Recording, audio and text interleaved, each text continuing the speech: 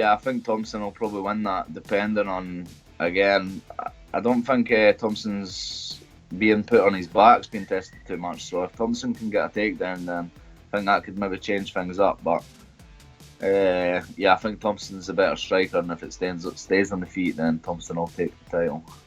Wonderboy. It's not that I'm not a fan of T. Wood. You know, I believe he deserves to be champion. He walked in there and knocked Robbie Lawler out, which is an impressive task. But Wonderboy, he deserves it. You know what I mean? 7-0, or he's not 7-0. He's won his last 7 fights or something. Just his style alone, nobody. T. Wood style can't touch Wonderboy. He's just too elusive.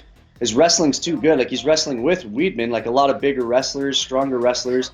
Like I said, nobody at 170 moves like him and can train for him, right? So I can see Wonderboy being a champion and being a champion for a while until people start figuring out how to counteract the Wonderboy movement.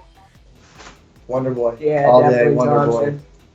It's going to be a good fight, and if I can tell you what, if Wonderboy comes out and fights the same fight like he did against Johnny Hendricks, then I think he could put Tyron Woodley away, and Tyron Woodley has been put away before. So, I'm gonna go with Wonderboy on this one.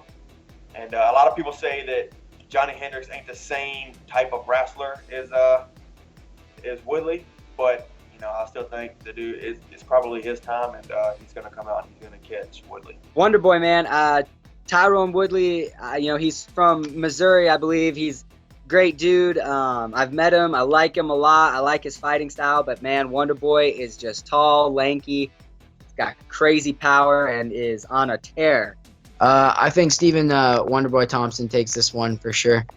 He's too long for Tyrone, and his wrestling has gotten to the point where he can keep it on the feet against pretty much any world-class wrestlers. Like Johnny Hendricks couldn't even close the distance if his life depended on it, And Woodley's got great wrestling too, just like Hendricks, and he even has the power too. It's just for the first 2 rounds it'll be dangerous for Wonderboy, but I feel like Woodley's gonna have a super hard time closing the range with those kicks and those long punches of Wonderboy. Ooh, that's a good fight, but honestly, I got Woodley. I think he's going to be too explosive, and Woodley always have that wrestling anytime he wants. I mean, Thompson's really hard to take down, but Woodley's just so explosive. I don't know if he can handle that explosiveness. That's a tough one to call, because you know that Wonderboy's going to have the cardio to go 5 rounds. And Tyron, I hate to be stereotypical, but trying to balance on the racist fence. He doesn't have the best cardio when he goes to 5 rounds, but he's a freak athlete. Like again, can he get it done within that first round and a half, or is Wonderboy gonna, slip and slide his way into a victory and then pull out some cool, crazy knockout? Man, I want to see. I don't know, because I like Tyron so much, but I want to see Wonderboy atop. And I don't even like point karate. I think point karate's stupid. But I think what he does is so pretty. It's so cool. So that would be an interesting new chapter for that weight class, And I hate to do it to Tyron, but I'm going to have to go with Wonderboy. I got to go with Tyron, Tyron's working with, like I said, I train over at Duke a lot. Tyron's a good friend of mine.